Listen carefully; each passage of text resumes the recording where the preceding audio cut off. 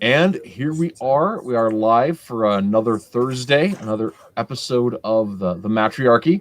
I am, of course, Matt Rhys, coming to you from Scottsbluff, Nebraska. In case you want to hunt me down, I don't care. And we are here today with Kevin Strange and with Doug Curtis. Hello. And we are going to be talking about all kinds of stuff. I do want to spend the first hour focusing on Kevin, his projects, and his ideas, because I think you may have some interesting thoughts, and you might even disagree with me, which is always the best. I disagree with you that I might have some interesting thoughts. So, well, leave that. The Metal has joined us in the chat. Metal, tell me how the sound is. I have a new setup today, and this is the first time trying it out. All attempts to try it out earlier today were stymied by technology. So we're live. Let me know how it works. So Kevin, is that some kind of a draped backdrop? This is a curtain. Oh, okay. It looks like a throne. Yeah. It looks like the back of an ornate chair. Yeah. Well, sometimes I do have a larger chair that I will use.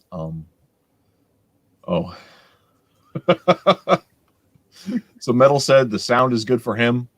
And Twitless is in the chat. He says, you look like a Nebraskan. You sound like a Nebraskan, but you look like Jesus. Well, thank you, I guess. The long hair threw me off. Your Twitter avatar is close enough to your face that you can't see your hair in it. Yeah, I have actually in that picture, I have my hair pulled back with my hat covering. Yeah. So you got me beat in the hair game, that's for sure. Today it is after work, and so I pulled the hair down today. I was this week and last week. I'm just like, I'm not dealing with it. I'm just letting it hang. So the hair comes down. It does. It does. Casual hair day. Sometimes that's just how you do, man. So anyway, Kevin, yes. Thank you so much for coming on. Tell us a little bit about yourself, how you got into comics, and the kind of stuff you work on. All right. Well, I am. I guess the easiest way to describe myself is I'm a storyteller, but I started off as an independent filmmaker. I'm an award-winning independent filmmaker. I'm an award-winning novelist, and I recently have shifted my focus into comic books and game design. I've been tinkering around in the sort of underground art world for about 16 years and got into indie comics hot and heavy about a year and a half ago. And I'm about to release my first collectible trading card game. Okay, so not like Magic, obviously, but it's one of those where you can is it a deck building kind of thing, or how are you working? Okay, so if you really want to get into the weeds of what the game is, just a little bit. Here's the game.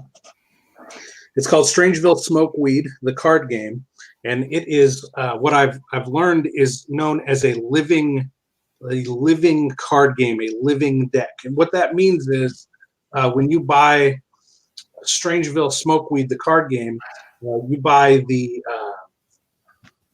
the core deck of 108 cards, and this is the deck for both players. So unlike a lot of trading card games, the games that are known as trading card games, typically a player will buy starter decks and booster packs to custom build their own deck and then play against another player's custom deck, the dueling decks.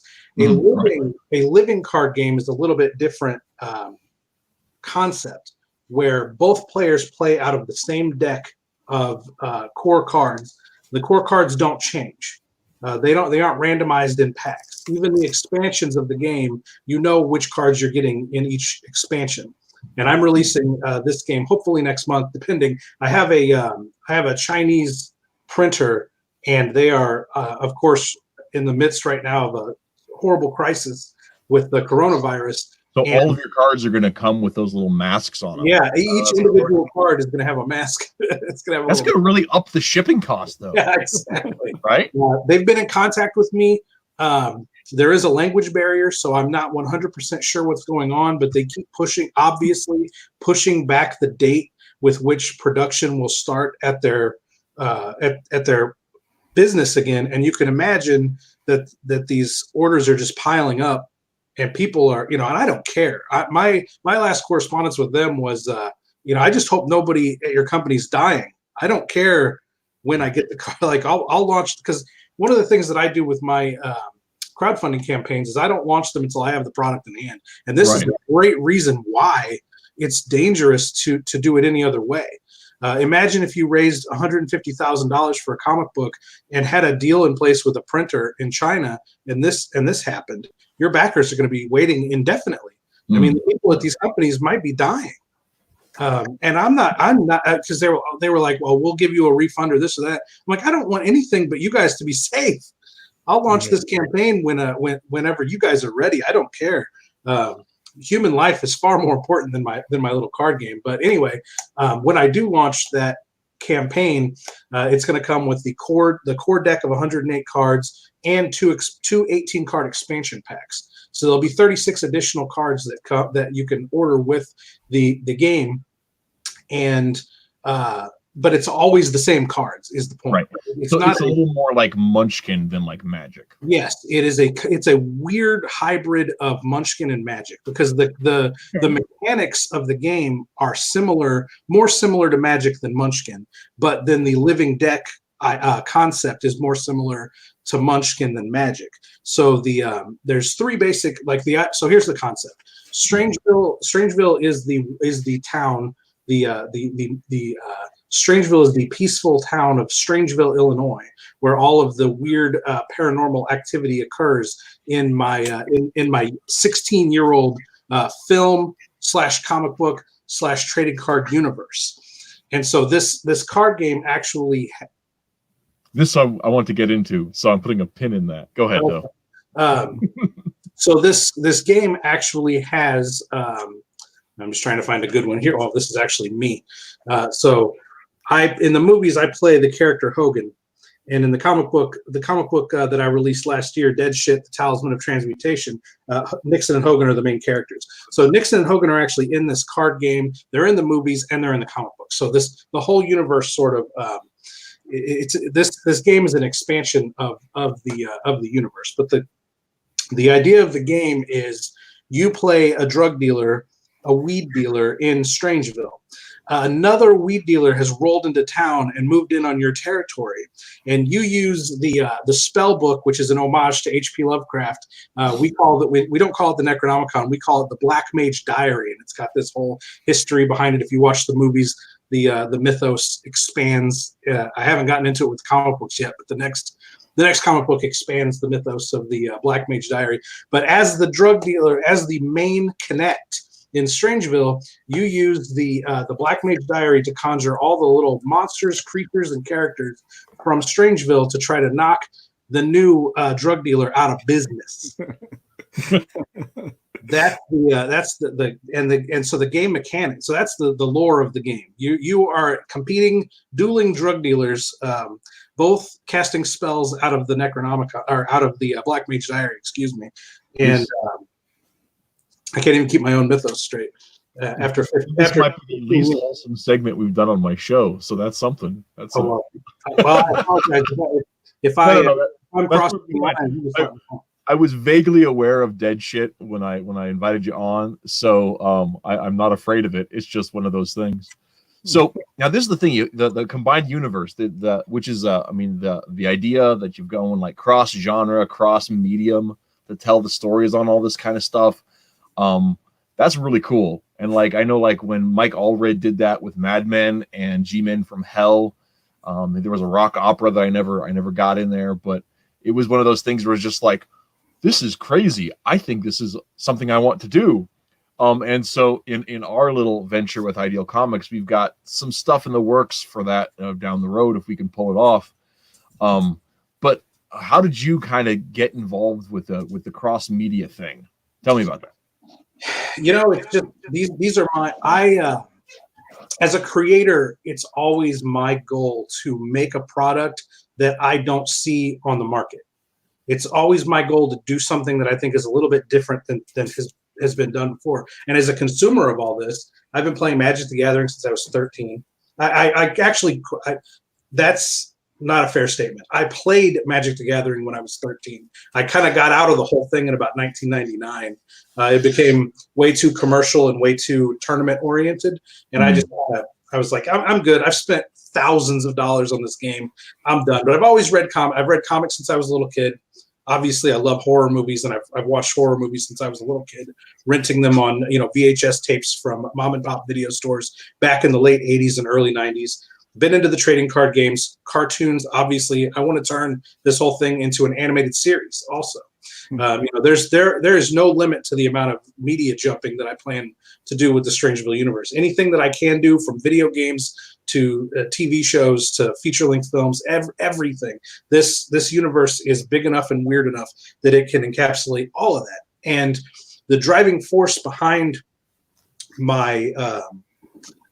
behind all that is that way down here on sort of the underground indie level, you don't see a lot of this. When you see a show like Rick and Morty that takes off, blasts into the stratosphere, becomes a cult pop culture phenomenon, right, then you have the company that owns it spins it all off. There's a Rick and Morty card game, there's Rick and Morty comic books, blah blah blah blah blah. But you don't see this a lot on the indie level, and so it excites me to be able to do this. It excites me to be able to take something that is like super low budget movies from the early 2000s that I made 16 years ago and turn them into comic books. Because when I was on the indie circuit, going to film festivals and conventions and screening these films and selling them, I was around a lot of independent filmmakers. Right. And while some of those independent filmmakers are still making films, none of them are making comic books, card games, cartoons, things like that. And that's where I want to set myself apart and set this Strangeville universe apart from other lo-fi creative properties. I want to be, I want this like huge media universe, but done on a tiny scale, if that makes sense. That's actually really interesting to think about. I've had a couple weeks ago, I had Tonic Mole on, and he's doing the Saving the World crowdfund is open right now. And he's got a lot of very similar ideas about the underground comics and keeping it real indie, real to the core of that kind of market. And I think it's really interesting to kind of see how people kind of fold into that idea with similarities. And he's got, once again, a really expansive universe of stories he wants to tell that he's got backed up there and all kinds of stuff on that. And his is, I think, probably a little more superhero, less horror than what you're talking about. But I know with us, we've got a very similar thing we're working on too. We've been doing since 2005 on web comics and print comics and that kind of thing. And we've got a alternate timeline that goes back to the dawn of time itself. Well, I think we live in an age right now where media is so accessible. Mm-hmm. The tools with which to create these things are so accessible that there's really no reason to limit ourselves. We as creatives are free to do whatever we want. I mean, this card game, I thought when I first got hot and heavy about the concept, I went looking for card game printers, custom card game printers and stuff, and I was 99% sure it was going to be way out of the price range to be able to do on the level. Because I typically, in a crowdfunding campaign, I'll bring in 100 backers. And so you have to think realistically when you're looking at these types of projects. Is this going to be financially reasonable to create for 100 people? And that's the crowdfunding. When I go out on the road and go to conventions and stuff, I sell a lot more. But that initial group of individuals that's going to back me on in crowdfunding, am I going to be able to afford this? And so far, I've yet to find anything that is cost prohibitive right now. We're so blessed to live in this age where printing costs are so cheap. Digital, the ability to create digitally allows us unlimited freedom and creativity. Definitely. All it takes is a little elbow grease and a little time, Absolutely.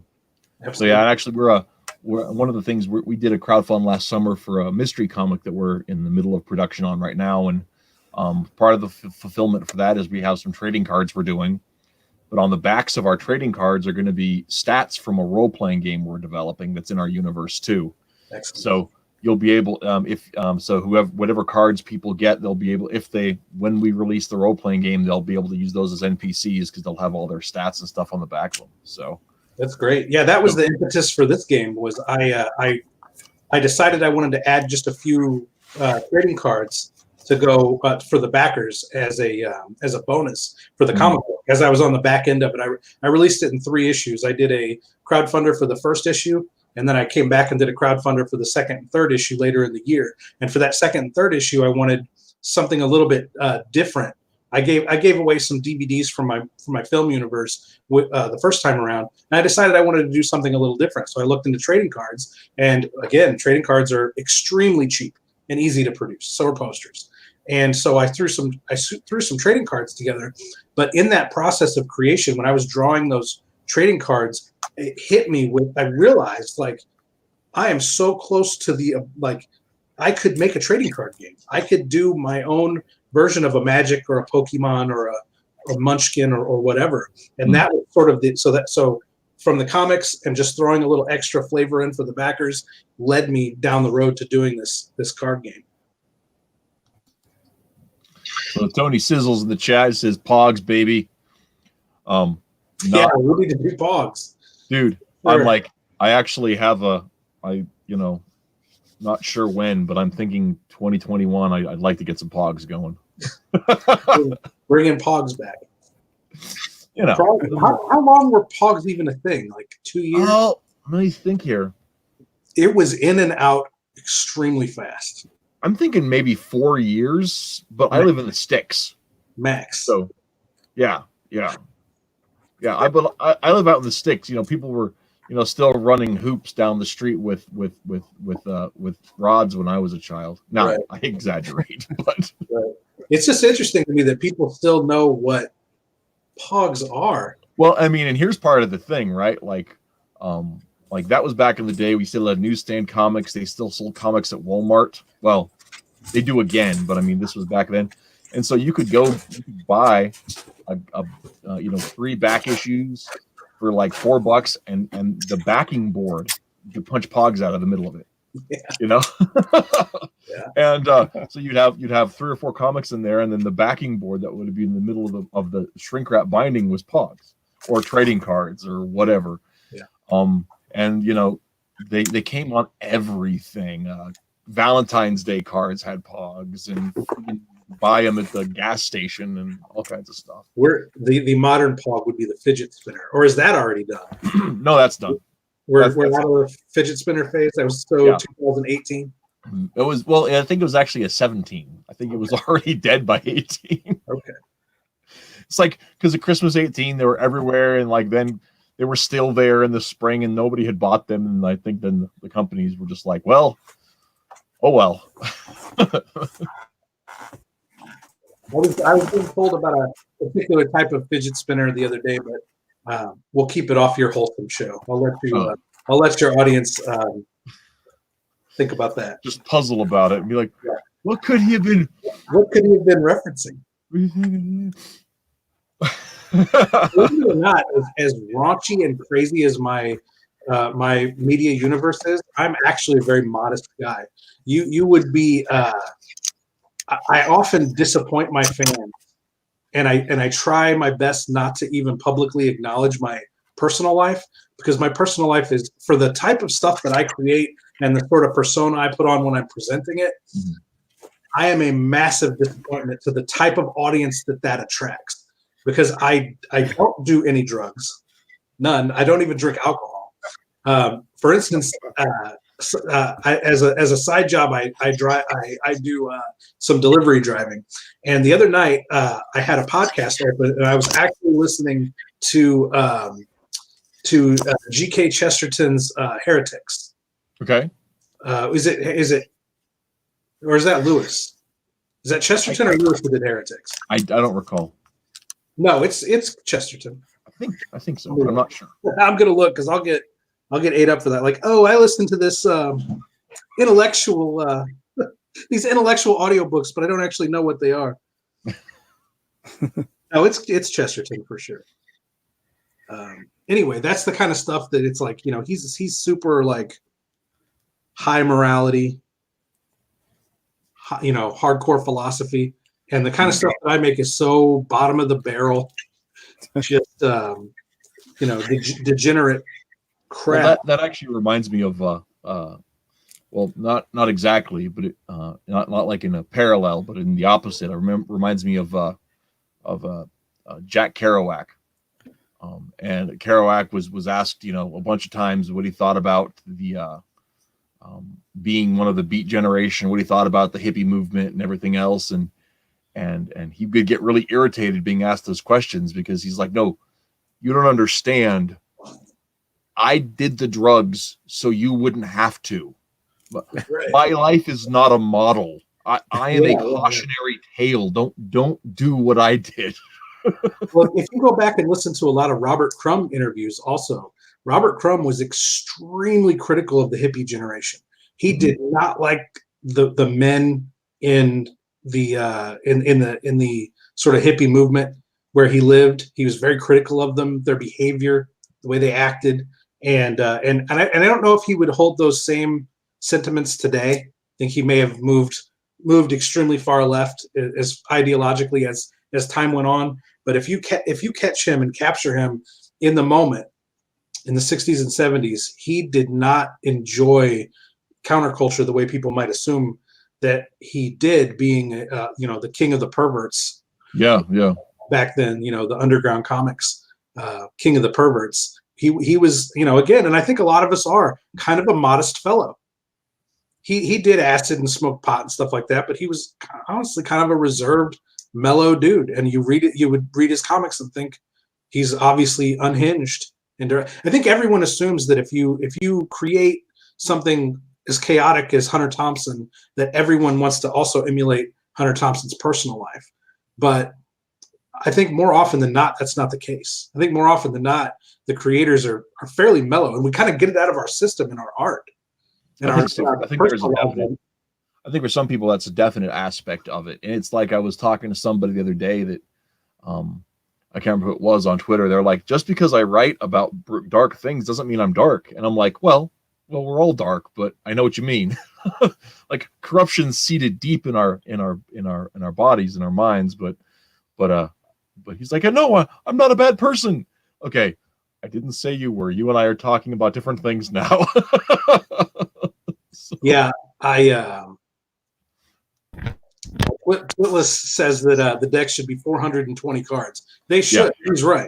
He's right. Here, we'll make a compromise. I'll stop the expansion packs when if you buy the core set and all the expansions, that will equal 420 cards. There you go. That'll be the end of the series 1 of Strangeville Smokeweed.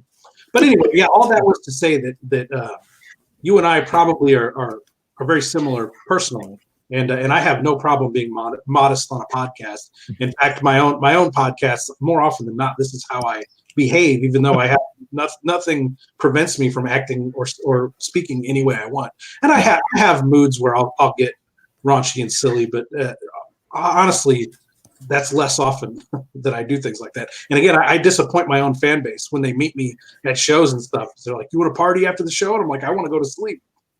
I'm actually going to get up early and drink a kale smoothie and do yoga. Yeah. Well, I mean, when you're on the floor for 6, 7, 8, 9 hours, it's over, man. Talking to 1,000 people. Oh my God. Yeah. So, I mean, I have friends that go out there, sell on the floor all day, and then party their butts off all night long. And I don't know how they do it. I mean, obviously, drugs is how they do it, but I can't do it without drugs. That's for sure. We're driving and drinking whiskey. That's a bad idea. I don't endorse that. I don't either.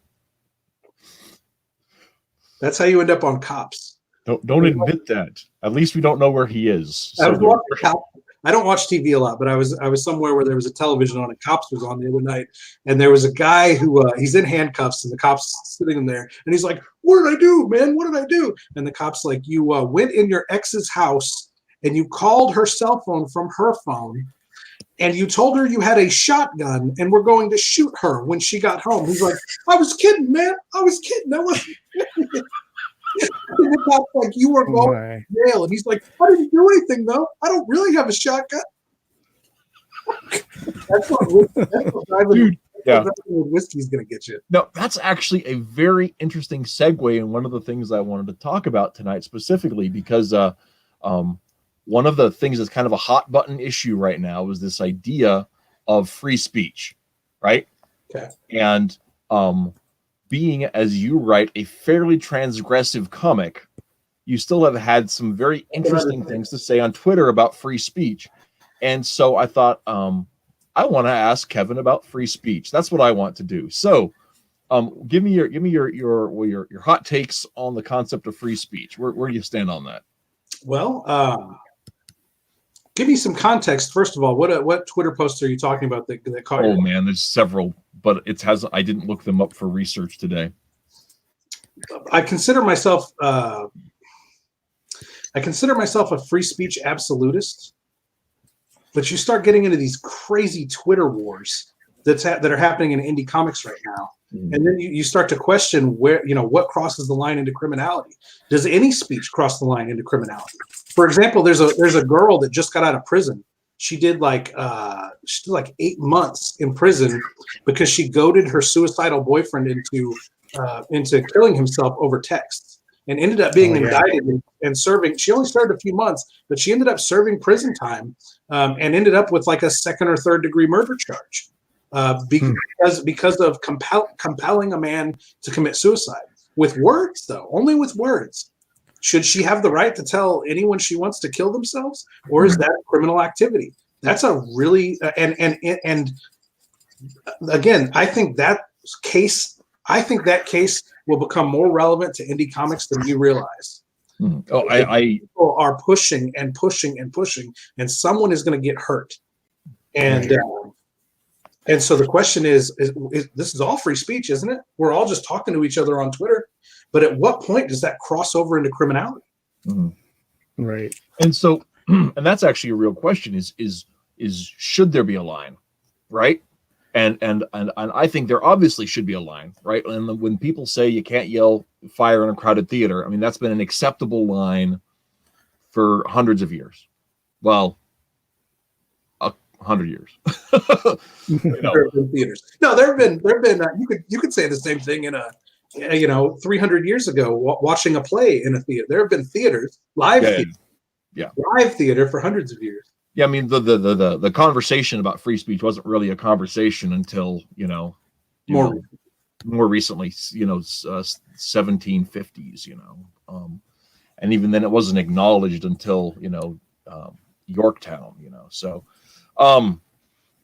well, not quite that. Anyway, you know what I'm saying though with that, the idea that we have that our speech does carry power to it, and with it, maybe you can say anything, but it doesn't mean there aren't also consequences to saying anything, right? What if we keep it confined just to art? Should there be a line in art? What if art compels you to kill yourself? For instance, when the heavy metal guys in the early 90s were dragged into Congress and were told to explain themselves for why they were making all this satanic, heavy metal with themes of suicide. And what about these, 5 select cases of kids that killed themselves and credited that suicide to your records? Should those musicians and artists have been held accountable for that? They didn't directly do it. This is a completely different situation than the girl who texts her suicidal boyfriend, who's basically begging her to tell him it's okay to kill himself, and her saying, absolutely, yeah, kill the shit out of yourself. Mm-hmm. The recording artist isn't directly talking to the fan. So is there a line in art? Is there, as the transgressive weirdo writer, filmmaker, and illustrator Kevin Strange, is there a line I shouldn't be able to cross in my art? And then the other question then of that is like, how much of that actually incorporates the free will of the person, right? Because like, even if you're talking about some serious, dark death metal kind of stuff, right? There's nothing that compels you to listen, right? There's nobody, you're not, I mean, like if it's your band and you're in a German death metal band, you're not running up to old women and, blazing it in their thing. It's people coming to clubs, people buying the CDs, it's whatever. Reading the lyrics in the jacket, going out of their way to consume. It's just like, you wouldn't blame Rage Against the Machine for Columbine, even though they were huge Rage fans,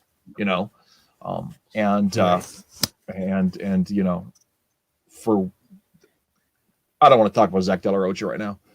But that's a whole thing. But yeah, I mean, when it comes to it is, the free will of the person acting, right? It's a little different when you look at that kid that, excuse me, when you look at that case you were talking about, where the girl is harassing her ex-boyfriend, right? She's actively going at it. She has the number on his phone. Yeah, he could throw his phone away, but he obviously had some weird attachment to her anyway, right? And she knew that she had a power over him in a way.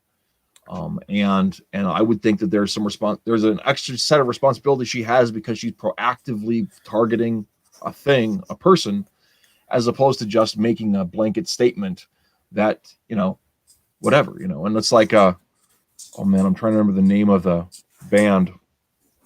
There was a band in the 80s, a British band that was telling the story of a school shooter. But it wasn't a glorification of it, but everyone said it was. The guy, the purpose of the band, I'm massacring my own story, but the whole point of the song was saying, no, look, people have messed up lives. He probably did it in a first person perspective. Yeah. People took it the wrong way. They took it as though he was glorifying it, when in reality it was a cautionary tale. Yeah, he was just saying, we need to be kind. It's just I'm using angry music to talk about how we should be kinder. He wrote a school shooter novel as under the Richard Bachman persona, and he in later years pulled it out of print, even though it was from the perspective of the killer. Mm-hmm. And people criticized him, saying that there was a glorification for school shootings, and he for a long time denied it, said no, it's a cautionary tale, but eventually he relented and pulled it from publication. Huh. Yeah, and I think that there's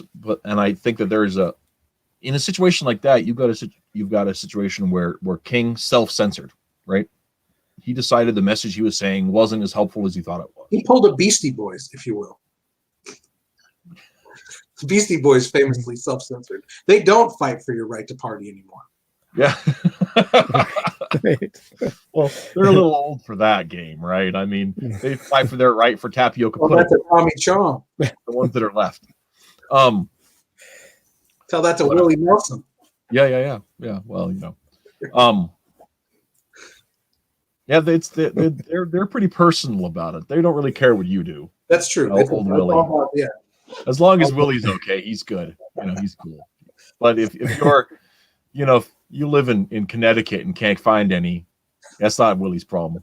That's not Willie's problem. Or whatever.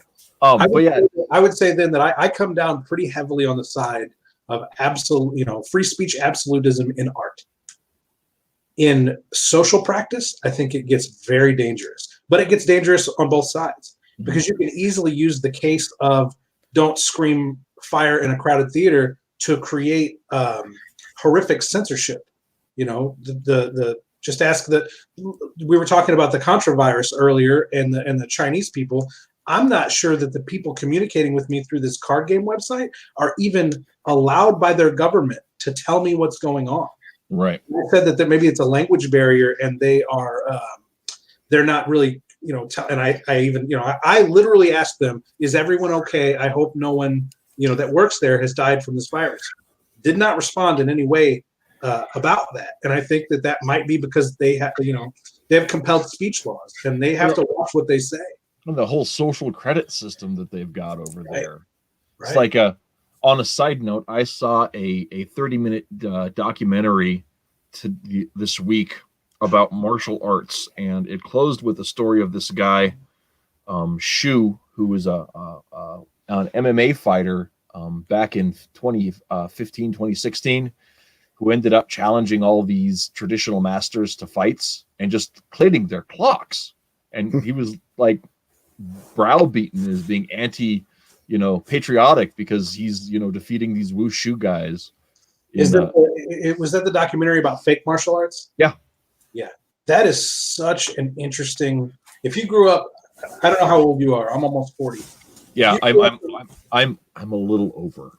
Then you grew up like you were coming of age. You were becoming a teenager during the era where long-haired mullet-ridden white guys in gis were pretending to be martial arts champions and martial arts gurus, and there were dojos opening up all over the country for these guys that had no business even being in a street fight, let alone teaching children how to do these ridiculous moves that offered no practical self-defense at all.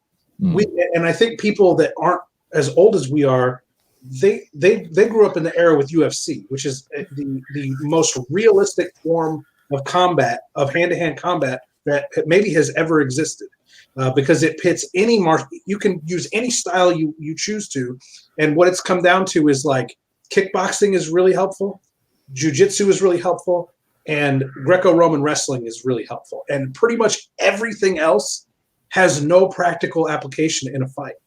But what we grew up learning was that all these ridiculous stances and kicks and punches, those were the only thing that mattered. Your hands are registered. My dude's hands are registered weapons, and he's a 17th degree black. But what does that even mean? It didn't mean anything, but we didn't know any better. We had no internet or there was no mixed martial arts combat that put those styles up against each other and sort of forced them to be honest with what they were teaching. To this day, people believe that that style that Steven Seagal uses in his movies. What is that called? Aikido. He uses a style of like joint manipulation where he like grabs the guy by the hand and the guy does his own front flip and falls on the mat. And Steven Seagal's like, I did that. Because he moved the guy's wrist like this a little bit. And people to this day legit believe Aikido is an actual martial art that works. But when you watch any Aikido demonstration, these dudes are just flopping themselves around and throwing themselves across the room. And these Aikido dudes aren't doing anything to them. They're just touching them. They're touching them on the shoulder, touching them on the leg. And these dudes are doing quadruple backflips in the air after being touched in the shoulder. Sorry, I really like that topic. Apparently, that's okay. Yeah, I'm not sure where you were going with it. No, it was just talking about the social credit system. That the one guy they closed out the thing with, the Chinese mixed martial arts guy, was like so railroaded over his victories that and so denigrated by the government that he couldn't even get a bus ticket. He couldn't book a plane, or couldn't use the high-speed trains on stuff. He had to, if he was going to these matches across China, and China's huge, he'd have to like pay a cab and stuff like that. I mean, it was crazy. It was crazy. That is nuts. But so I mean that, there has to be a line somewhere. There's too much censorship in a social setting, and then there's maybe not enough. And I don't know where the good stops and the evil begins, because it can be so easily manipulated and taken advantage of. Censoring the public is a power that, maybe the government shouldn't have. Maybe and I guess, with these social media sites, it's not the government that's censoring us. Twitter censors us, Facebook censors us, YouTube censors us in their own ways. Maybe that's honestly the best way to go about it, because we can always go to we don't have to be on YouTube right now. We could be on any other platform, talking to each other. And if we don't like the speech laws that govern the YouTubes, and we don't have to worry about the government using that to their advantage and taking advantage of us. Yeah, that's exactly what Twitless is asking here. Here's an important question: if lines exist for speech, who gets to judge? I think the answer people have to that question is more interesting. Yeah, I think that the government should do as little as humanly possible. They should kind of take care of our roads And that's about it. I can't make a good, compelling argument for why government should be doing much of anything.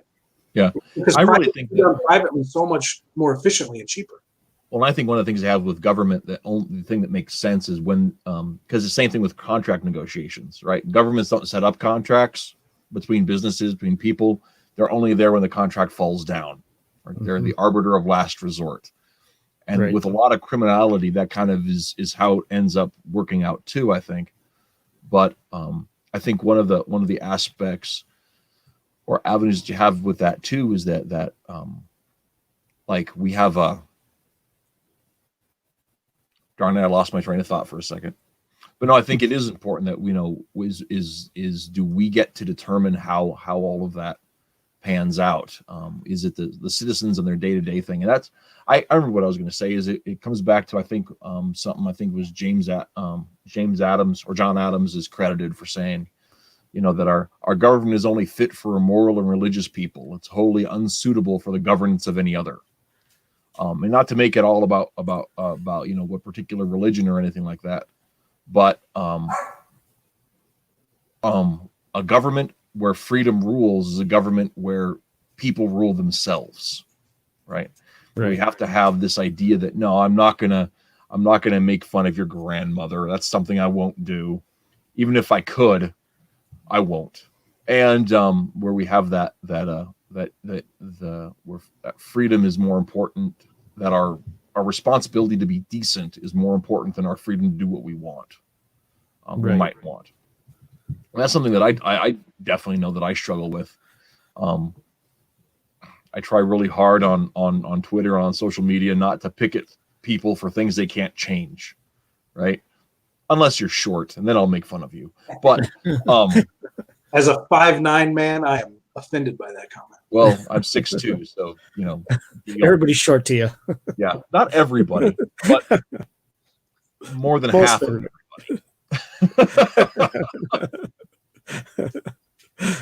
No, it was really funny. I had the pleasure. I was on Doug TenNaples' stream last week, and people were asking him about being tall, and he's like, 6'8" or something, 6'8", 6'8". Wow.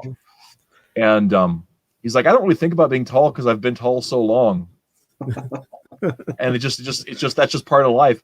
And I'm like, I'm 6'2", and I live in a town where 1/3 of our population in Scottsbluff is Mexican or Mexican American, right?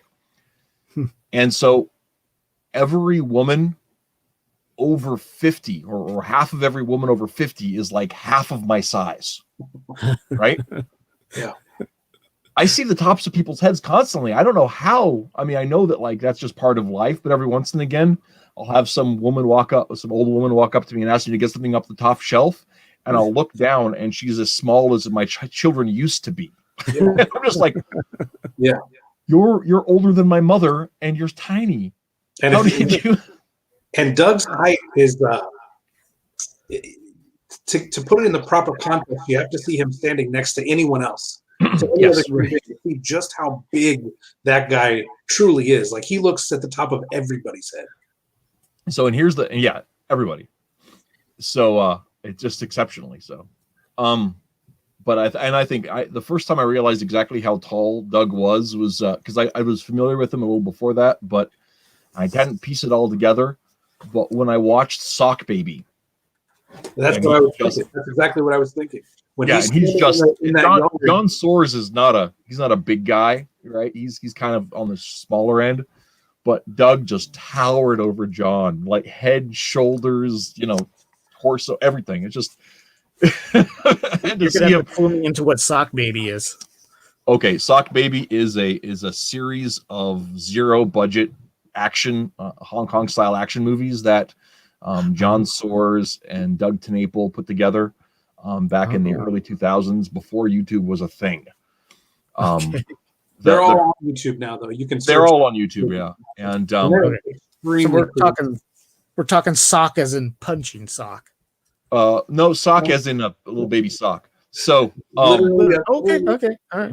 Yeah, so the story is that like there's these the story is that there's these characters, and one of them is a cyborg named Burger, who is entrusted with the Sock Baby, and the Sock Baby is the Sock Baby Jesus of the sock people. He's the Messiah born into the sock race, and somehow he ends up in the wrong dimension. And so Burger is to protect the sock Messiah until it can be transported back to the sock realm. Sounds like something I need to look up. So he can complete his divine mission in the sock realm as he has in ours. And all of this takes place in Doug's cul-de-sac. Yes. His front yard, his backyard, and the street in front of his house. It's amazing. Okay, and I gotta see that. Yeah, it's nuts. It's absolutely wild. Got it. Yeah, it's genius, frankly. So yeah. Yeah, I'm a big Doug fan. I had to try really hard not to just be just like, oh, hey, Doug, Cardboard was amazing. Yeah, Cardboard is exceptional. Oh, Doug, Bad Island was great. Bad Island too. Ghostopolis, I think, is probably his best work. Ghostopolis is insane. Yeah, I like Ghostopolis a lot. I like Cardboard more. Cardboard needs to be made into a film. Yes. I tell you what, maybe twice a month I'll be walking around my house and I'll remember the scene where the kid with the pink eye gives pink eye to the cardboard monster. It just makes me laugh out loud. That's Every good. time I think about it. I don't know why that scene stuck with me out of every cool thing that happens in that comic.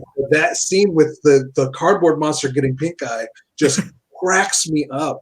It's hilarious. Yeah, that's just so good. I need to go back and reread it, but it's just... And my kid brought that home, so I was like, I just wasn't aware of it at the time, and she brought it home for reading points. I'm like, what is this? And she didn't even get to read it. I read it before she did. So. Well done. Yes. Yeah, I wish I actually told. I was on Doug's show a couple times, and one of the times I was on there, I told him that I almost wish that when I was an impressionable teenager, that I would have run into Sock Baby and Doug's comic books instead of Trauma and John Waters, because I would be, socially I would be the same guy, but my art would have had so much more of a wholesome bend to it than what I actually than the universe that I actually created. I'm kind of in the same boat there, Kevin. I was watching Trauma and no, you said it. The other one, John Waters. Yeah, I saw those before I ever saw any Tenaple. I wasn't even aware of Earthworm Jim until many years later. So, yeah. So, yeah. I had not to derail things entirely, but I wrote about this on my website, but it's down right now. We're working on stuff, but I was aware of many Tenaple properties and even like some of his webcomic stuff and his essays, and I hadn't realized it was all one guy. You know, I'm from West Nebraska. Like 5 Iron Frenzy was huge here, 20 years ago. And so like his album covers for 5 Iron and Earthworm Jim and some of his comics, Rat Fist and his essay that I run across online. And I didn't realize it was all one guy. And and then I was doing reviews and I picked up a copy of Bad Island at the library to do a review for our blog, and I was like, I have to know more about this Tenaple guy. And the designs, they look familiar, and it's kind of like that game Skull Monkeys my wife used to play, and it's the Skull Monkeys guy. Yeah. It's the 5 Iron Frenzy cover guy. It's the Sock Baby guy. Tiffany. It's all the same guy.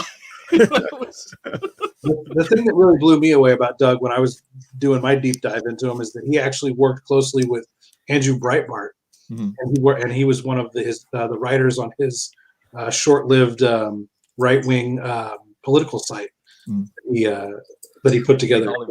Yeah, I didn't know that. That impressed me more than anything. Interesting. But yeah, so it's been so I'm a big fan, but yeah, despite the fact he's easy to be a fan of, man. He is. Yeah. One of the things I think is my favorite thing about Doug is the fact that like he's so brutally honest about being a screw up. Yeah. So it's just like, yeah, and that's one of those things. Like I think we all need to be willing to admit that we're Yeah, flawed, yeah. we're broken, we're callous, all of the stuff that Yeah. makes us human, but Yep. also makes us terrible humans. And it's really easy So few people admit that in the social media age, where we try to carefully curate the most perfect version of ourselves. And the funny thing is, it's not just the perfect version of ourselves, it's the perfect version of ourselves. I'm going to be a perfect troll. I'm going to be the perfect smartass. I'm going to be the perfect know-it-all guy. Yeah. Whatever it is, it's not just that we're the most righteous version of ourselves, it's that we're a product. And so we just can't be for so many people, they can't be sincere about it because they're so busy. Sincerity is probably the least applicable characteristic to people in the social media era. And I think that actually comes back to the whole free speech conversation, right? Because people aren't really wanting free speech, right? They still want to have that, to shape that image of themselves. It's not just about, so like when people may notice occasionally I get after people online, or I'll get into arguments with people on Twitter about something, and I'll bring up fact A, B, and C, and half as often I end up somebody trying to make fun of me, or somebody just telling me to shut up, because they don't really want the exchange, and right. I'm open to being called out on my stuff. Because for me, my bottom line thing is I want to be right. That means I have to be. And in order to be right, you have to be wrong, and you have to match your ideas against other wrong ideas. And eventually, out the other end of that, out of all that chaos, will come right-ish ideas. Yeah, and somebody's got to be able to prove me wrong in order for me to know that I'm right, because otherwise I just go on being wrong, and I don't want to go on being wrong, And so I think that's one of those things is true free speech has to be free all around. And if you're trying to use harassment to try to make somebody else feel bad, that's not really free, because they're not going to respond in kind, and you're actually trying to curtail their behavior. You're just trying to shut them up. You're not trying to get them to see a correct opinion. Yeah, you're not trying to get them to see the truth in the conversation. You're just trying to bully them into being quiet. So Twitless, I want microtransaction speech. Say whatever you want as long as you pay up front. It's the perfect system. There you go. Full capitalism. So, and actually, the funny thing about that is, so I work with teenagers, right? I'm a youth worker, and I used to work at a place that had a youth center, and it had a no swearing rule. If you can't say it, between 4 and 5 or 3 to 5 on TV, you can't say it here, because we had kids of all ages. We had from 13 up to 26 that would come hang out at the youth center, and so no swearing, and so we had a swear jar, and it worked exactly like that. If somebody came in and they were mad and they're like, you bastards, and then they'd walk out. And it was like, well, you paid.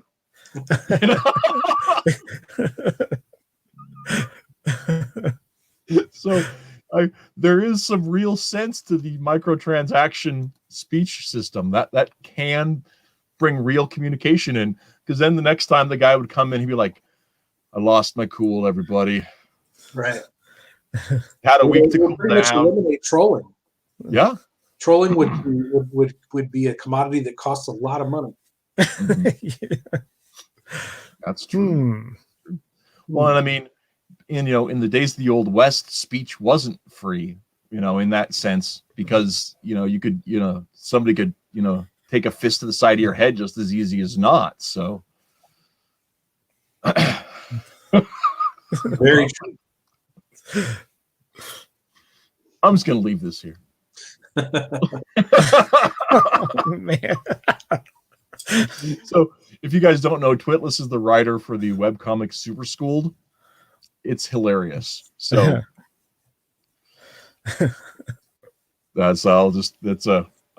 I always enjoy when he comes on.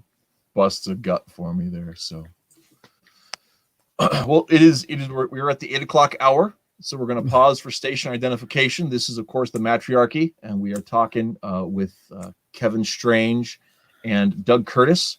And Doug, tell us about how you got into comics.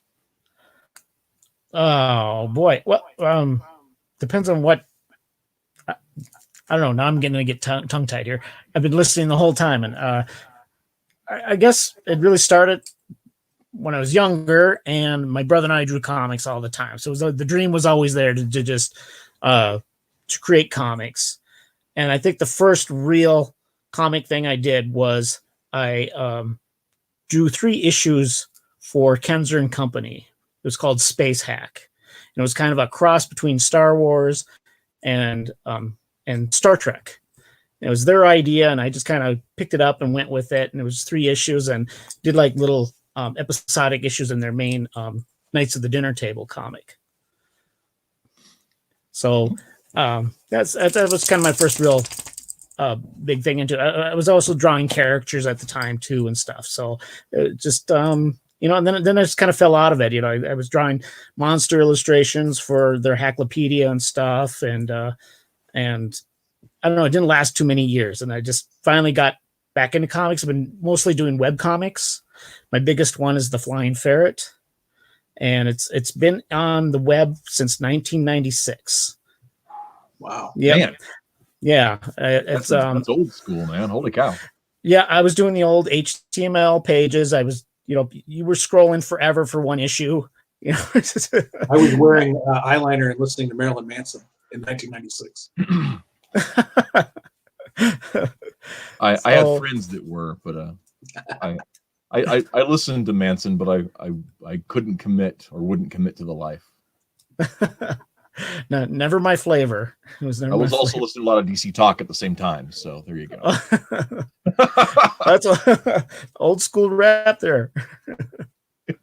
Sweet. So, yeah, that was the year they released Jesus Freak. So there you have that. So that, after dating myself, but yeah. So doing the webcomic thing, and are you still updating Flying Ferret? Yeah, it's on hiatus right now because now I'm working on Movie Men, the second comic with Jeremy Lott. We just did their last Movie Men one, and now this one is with the crossover with Sporkman. Mm-hmm. And I'm having a lot of fun drawing it. Probably taking me a little longer than it should to work on it right now. It's like I get so distracted right now. I don't know what's going on with me. I'm just like super distracted and trying to break that right now. Well, so that's my big hang up. I'll try to distract you some more since I brought you on the show there. Actually, I really liked Movie Men. It's a really fun premise. I did a review here on the channel of the product, and people can go back and check that out. My main complaint though is I felt it was 4 pages too short. I just really wanted a little more content in that first issue. But man, what sold me on the product because Jeremy came on to pitch it when they were getting ready to launch the campaign, or it actually may have been the same day they launched the campaign, because he launched the same day they launched Sporkman, and I think I had them on the show at the same week. The Thursday after they launched. But anyway, what really sold me on the campaign was your line work. Oh, thank you. He was flipping the thing, and little story myself, which is in my review. What really hooked me into comics, because I was kind of reading comics. Like buying them at the newsstand comics, in like 91, and was like Uncle Scrooge Adventures and all that kind of stuff. But what really hooked me into comics was Norm Brayfogle's Brave and Stephen Mitchell on Batman. Oh, absolutely, yeah. And fantastic stuff. It's just such great stuff. It was the expressionism of the comic book. And when I saw your stuff there, I said, and it hit those same strings, and I was just like, I have to possess this. That's awesome. Well, thank you. So, the story when Jeremy was pitching, the story was intriguing. I could see some fun happening from it, but I was just looking at the proofs on that he was sharing on the stream. I said, no, this is it. I gotta have it. Because I just love that style so much. And so when I heard that the sequel was going to have Sporkman in it, which, like I said, they've been, I've had Chuck and, oh my goodness, I'm going to forget his name. It's okay. I've had those Sporkman guys on the show before, and I remember his handle, not his name. That's embarrassing. Anyway, yeah, I love Sporkman. I usually like drawing superheroes, and that's what Flying Ferret is. He's a superhero and just kind of over the top and goofy, and Sporkman. It was just a pleasure to get the chance to draw him, because that's exactly down the aisle I like to go. So combining these characters with him, it's been a pleasure, and I'm just really trying to up my game on this comic just to make it look good, and just try to be better than I was last time. Not that I was totally unhappy with the last one I did, but just try to do better. Yeah, I think when it comes to arts, we always want to take it that next step up. Yeah. So I think that's something that we always struggle for. At least I feel like I always struggle toward trying to up the game, trying to get a better product than we had before. And of course, I'm a writer, so I do a little bit of graphic art, but it's terrible, and I know that. So people sometimes will try to make fun of my art, and I'm just like, dude, you can't make me feel bad about drawing poorly. I know who I am. That's why I work with artists, because I know what I can do. But yeah, that's one of those things that I just always think is funny. But yeah. So but yeah, with it, you've been with Flying Ferret, you've done that for decades. Yep. How different is it working with writers at this point? I've worked with a writer before, and I didn't care for it, so I was really hesitant. I hate to say it, to work with someone else. But Jeremy is just so easygoing, and he's such a smart guy, and just makes it kind of fun. And his scripts are fun, and the characters that he's created, I just really love this bunch of characters. It's like they're like almost real people. They're like, when you write characters long enough or you get to know them, they're like real people, and I just love. It's like, good, I get to draw them again. I get to know these people again. I get to know them more. I get to know them better, and that's such a joy. And working with Jeremy has just been an extreme pleasure, and just fun to collaborate with him and stuff. And I would do another comic with him, given if we get the chance. And that's one of the fun things about his character. Like I said, I really wanted 4 more pages because I really wanted to see these guys interact more. Right? Yeah. Yep. Because they do have a life to them, and they have you can tell that they have their own personalities and their own takes on the world. But at the same time, it's just sort of one of those things where I just wanted a little more in that first issue. So I'm really glad that it was successful to the point where he's like, committing to the next issue. Yep. Yeah, and then the next issue just picks up right after we left after the last one, and I really hope people get a kick out of it. Yeah, I am stoked. Oh, excuse me. Mother must be home. The dog's going crazy. Those puppies. Crazy dogs. They're excited. All right, sorry about that. No worries at all. So, give me just a second here. So, tell us a little bit about Flying Ferret, because I'm going to put the link here in the description so people can check that out. But let us know a little bit about that story. Flying Ferret was actually a joke my friend started, and we just kind of had this idea. We just kept drawing pictures. We kept combining characters: Batman, the Hulk, Superman, the Wolverine. We were just combining all these characters into this one character, and we just had all these jokes going with it and stuff. And he kind of forgot about it. And after my daughter was born, I was just kind of bored. I had nothing to do. And I just gotten a computer, and I was just getting on the internet. And I said, well, what if I do a parody? And I was kind of a fan of the Tick and stuff too. So it's like, I can come up with ideas too. And So it's about this fledgling superhero with a mysterious past, and he's protecting the city, and he's just a little over the top on being a vigilante, just kind of out there a little bit, and he has anger issues, and so like the very first issue is him being up, of course, in the brooding spot, and another superhero comes, there's a Spider-Man kind of like character comes along and says, "Hey, you're in my spot," and he just knocks him out, and says, "No, this is my spot," and it just continues like that. He just lets his anger kind of overtake things. He doesn't think things completely through, and and just try to have villains that just like have a rogues gallery, just like Batman does, and you just and I gotta admittedly say that he's not as angry as he used to be. So maybe he's learned some lessons.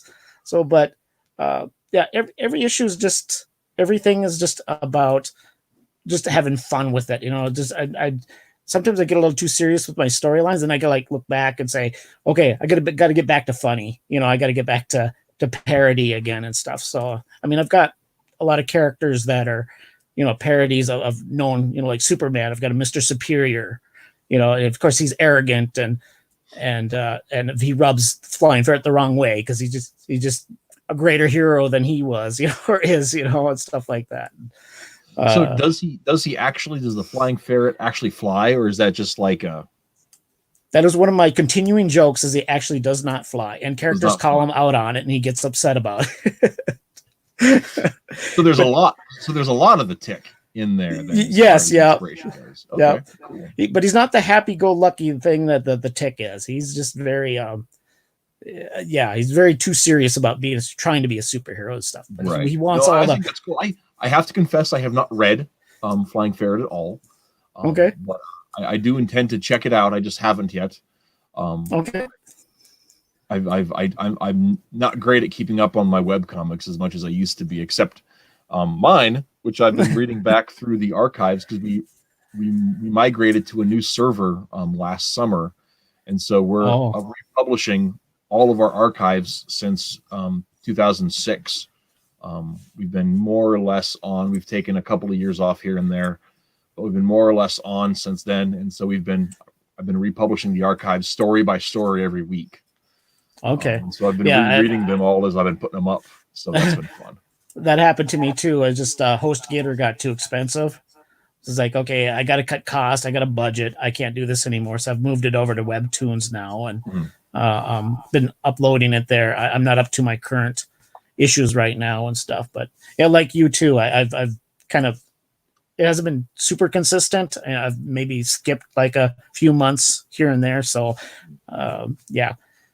The hiatus is the eternal bane of the webcomicer. That's just exactly. 1996. So how much of this comic exists? Issue how do you quantify webcomics? By pages, typically. How many pages exist of this comic book? Flying Ferret, I think it's over 700 right now. Wow. Yeah. Yeah, and Forces of Good and Evil, ours is, I think, 586. I think was the last count I had. That's a good count. Wow. Yeah. Ours is mostly black and white, though, and more than half of it was just drawn by my buddy Chris and I. And so it ain't great. But I'll have to check that out. As a company, we believe in writing first. So that's one of those things that's sort of the tick on all of that. But I think that's so important. I mean, I can read comics with bad art as long as the writing's good. I think I'm a big believer in good writing, good stories, good characters, and I can read a comic with not as good art. Yeah, and our webcomic is a very much of a humor take on it. It's about the premise of Super Schooled, which I was talking about, that Twitless writes, is almost exactly the same premise as ours. It's kids in superhero and supervillain high school, and but with Twitless's, it's a little, with Super Schooled, it's a little more confined. Ours is part of this huge mythology, and so like ours is played for. Both comics are played for laughs, but our Forces takes place in the same universe as like some very serious stories, some horror stories. An alien invasion is part of our universe's history. In the 60s, there was a race from world within the they called themselves Aquarians. They're a hybrid species, and they came and invaded Earth, and there was a big war that happened because of all of that, and it died down and everything else. So these kids grew up in a world where alien colonies exist on the planet and all that kind of stuff. Nice. So they live in rural Wisconsin, so they're not hugely affected by it. It's just part of their backdrop. Okay. I gotta check that out. Yeah, it's a lot of fun. It's also super silly. That's what I like. But if you go to check out forceofgoodandevil.net right now, you're going to see a story featuring the it's a 1-page gag comic featuring the invisible hippie, who's one of our heroes. And we have a series of invisible hippie gags. One is up right now. But starting tomorrow morning, there will be a story featuring some of our background characters that don't play a major part of the role, but it's a little story about puppy crushes that I did not intend to drop on Valentine's Day, but it is. So how fortuitous. yeah, that was one of those things where it was like, so well, there you go. Nice. But yeah. So do you read any regular comics? I have kind of strayed away from comics now. I used to be a big Marvel fan, but I collect a lot of DC too. But I was more Marvel, I guess. But I think the last holdout for me was the Hulk, with no, I can't think of that writer's, that Ewing. I was reading his, but then I just kind of had enough after a bit. The art was looking really good. I kind of liked it, but it just, I don't know, this whole thing with personalities of creators nowadays, especially with Marvel and stuff. It's just been a big turnoff for me, and I feel bad about that, because God, it used to be such a big part of my life of collecting. I'm not a big collector, but I just collect things to read, and it's just kind of unfortunate. It just what has become of Marvel and stuff, and I guess that's why we're here now. Now we're looking to indies and stuff, and so I pick up a lot of indie stuff now, and anything that just really catches my attention right now. And yeah, it's one of those things too. It's for me. It's interesting because like I didn't. I kind of dropped off buying comics regularly when New 52 hit, because I'm a huge DC guy. I mean, okay, like DC's fictional history, and especially the writings of James Robinson and All-Star Squadron by I'm going to forget his name for a second. Roy Thomas were hugely like foundational with building with the way we chose to build our universe. Yeah. In terms of building a fictional history and all that kind of stuff. Yeah, I loved Roy Thomas. Yeah. Yeah. Oh my gosh. So the post-crisis DC universe was like my favorite universe, right? And so when they just kind of, when they broke it and then discarded it with the New 52, I was very much over, and I didn't buy a comic for probably 2-3 years. Yeah, I didn't pick up any. I got, I go through the dollar bin at my local shop or whatever, but I didn't buy a new book for a long time. Yeah, I looked at some of those 52s, New 52s. I could not get into them. I loved Rebirth. Mm-hmm. That was I liked some of that. Yeah, a lot of the Rebirth stuff was really fun, and they brought in pieces of the old continuity, and so I was pretty intrigued with it. But even before that, I decided I started getting into building universes and wanted to make comics in high school. So yeah, when I was all about the indie life way before and the web comicking and everything way before I wouldn't say before the comics started going south, but before everyone noticed they'd gone south. Yeah. I don't want to get into the whole conversation here, but I think that they started getting bad before people realized it. And that's a whole thing. But right. No. But yeah, so it's one of those things where it's not. I'm not into the. I don't want to, and I'm not really into the indie scene, as a trade off for it. But because that's the life I've chosen, so to speak. Right. But at the same time, it's one of those things where I definitely understand why more people are looking at the indies and are looking at the small publishing companies than they had been. I've had, I don't know if you've read Punchline by Bill Williams and Matt Weldon, but that's one I should have picked up. I'm regretting that now. Yeah, it's really good. It's really good. I hear. And and a big reason why, I mean, Matt's art is awesome, but Bill's got just this great idea of concept of how to build worlds that are not intrusive, but are still, that are not super. His world is not tightly wound like mine is, but it still feels very lived in. And he's got a great skill with writing that makes it feel very lived in. But it's not. Mine's very tightly wound. There are things that won't fly in my world, even though we have a character named Spring Thing who is a human being made of springs. But we don't have time travel per se, Right. That's one concept I really tried to avoid with Flying Fair. No time travel is kind of a general rule for me that I just could not do it. I did have things where they were like jump ahead in time a little, but it's hard to explain, but it doesn't affect things. Right. You'd have to read the comic to understand it. Yeah. No, and actually, I think I do. That's our thing. We actually do have a couple characters that have been thrown forward in time, but time travel only works one way. Right. Okay. One of our presumption is that time only flows one way, and so time travels the same way. You could get skipped forward in time, and that's that. In fact, it's a little bit of a spoiler. One of our main webcomic characters, Chad, who's the bully who gets sent to hero school, and it ends up becoming a hero, and he becomes a major player in our universe as it goes.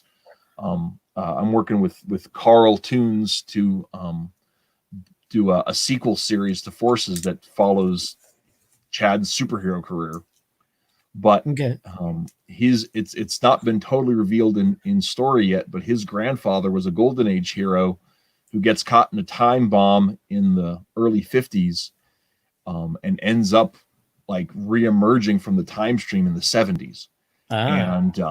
And so his mother is a Bronze Age hero who retired to be a mother, and so Chad didn't know about his ancestry, but he actually has a tie back to the Golden Age through that because of this time bomb. But it only goes one way, so there's all of this weird family drama that he's going to be exposed to as his story moves along because of that. Okay, this is like something I gotta read. Yeah, that stuff's in the background yet, so it's gonna be some fun stuff. I'm very excited for what we have moving on with all of that. So cool. But yeah. So the all of the stuff with Forces is background to some of that stuff. So and that's good. That's good to have that background. That's what builds your stories and shapes your world. Yeah. The project I'm working on with Carl, which we hope to have, depending on funding, on all of that kind of stuff and everything, but we're hoping late 2020, early 2021, and it's going to be called Welcome to Lincoln, Mr. Little. And Chad, it's right after he graduates from high school, so it's taking place in the fall of 2006, and he is an apprentice sidekick to a semi-retired hero in Lincoln, Nebraska. Okay. And so it's going to take place in a fictionalized version of Lincoln, And it's going to be a kind of a psychobilly diesel punk high plains take on superheroics. So That sounds like fun. so yeah, that's what we're hoping for. I'm excited. I'm excited for it. All that kind of stuff. So, but yeah, so I definitely talking to you about more about the Flying Ferret. I was interested to check it out a little bit from Jeremy talking about it, but I never actually pulled the trigger and looked into it. But I should definitely make the time. So Yeah. Yep. Oh, it's a lot of things going on in that too. Some of it's I hate to say a little impromptu. It just like I kind of came up with a concept and then I just kept going with it. It's like there were other directions I kind of wanted to take it, but then it's almost like it decided to go this way, this direction or that direction. It's I mean, I don't know if I can't explain it, but it's like there were some aspects of it I didn't expect it to go. It's just like I was expecting just like episodic, constant new villain of the week, and it didn't go that way. So but I'm captivated by.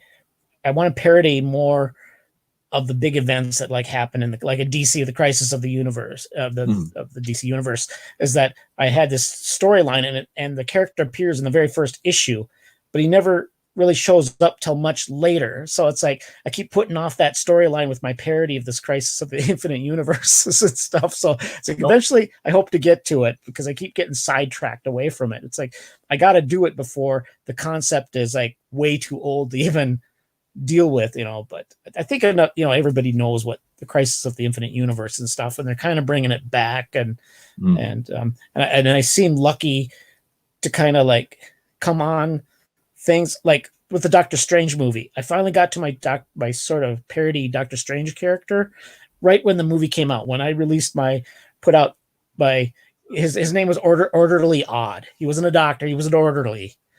and he was just he wasn't like a doctor. He was a stay-at-home and plays video games, and he was just kind of he almost looks like Shaggy. And so I make a little joke about shit, having a dog sidekick and stuff like that. And but it was just fortunate that issue came out right when Doctor Strange came out. It's like, oh boy, I could capitalize on it a little bit. So it's kind of goofy. yeah, no, I mean, I think that's one of the things that it's always fun to kind of play with those ideas and kind of see how it works out. Yeah. And kind of see, I mean, like it's one of those things too where web comics just kind of take a while because it's kind of a slog, because there's always something else going on with it.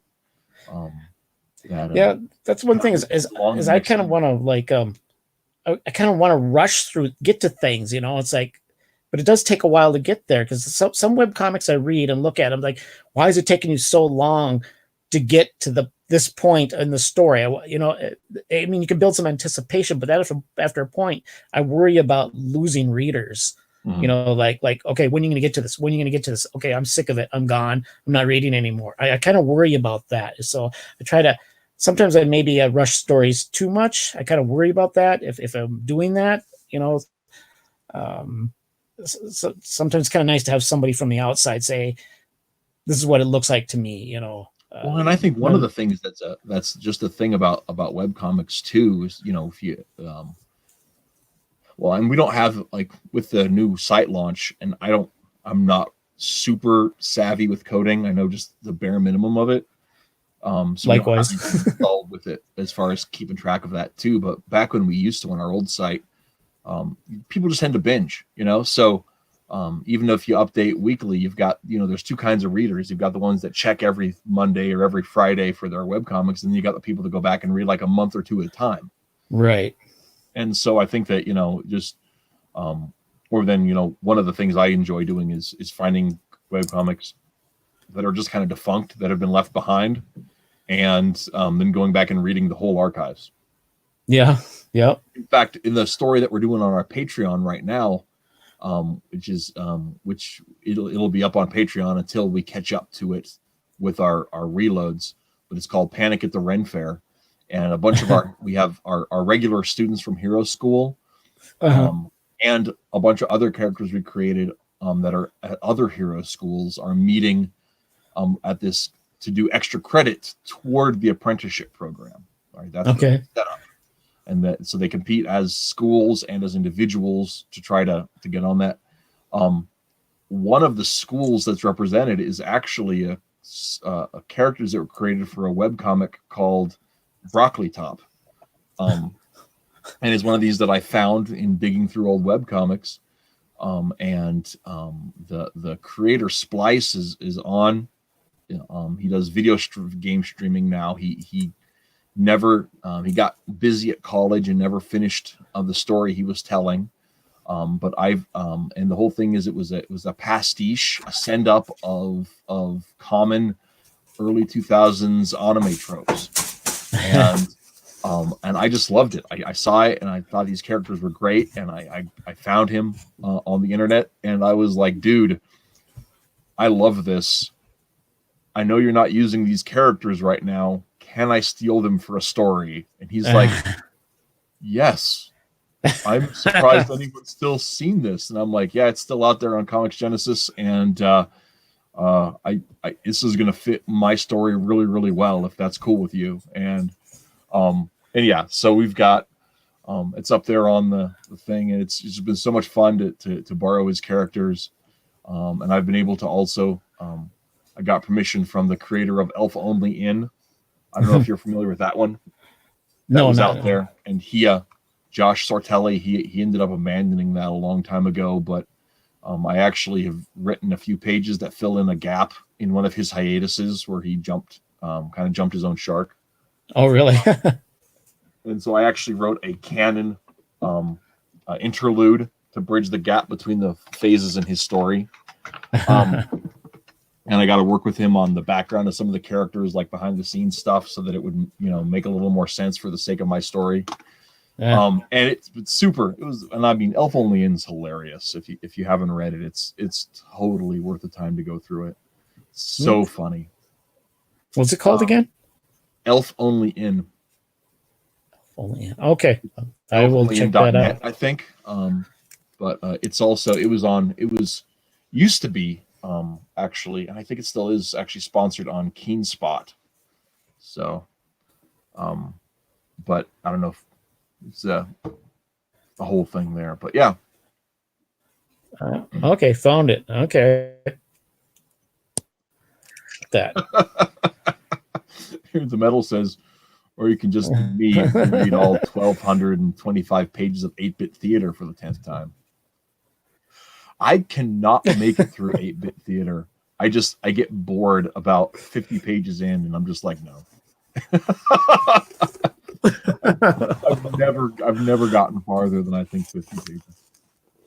So I know earlier I was saying that I could forgive some bad art, but my eyes start to glaze over on 8-bit characters. yeah. I mean, it's. I think a lot of it for me is that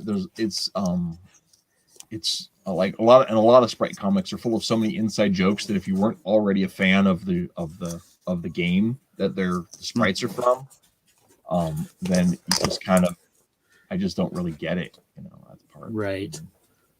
So, yeah. I could never get into the Sprite comics. It wasn't never my thing.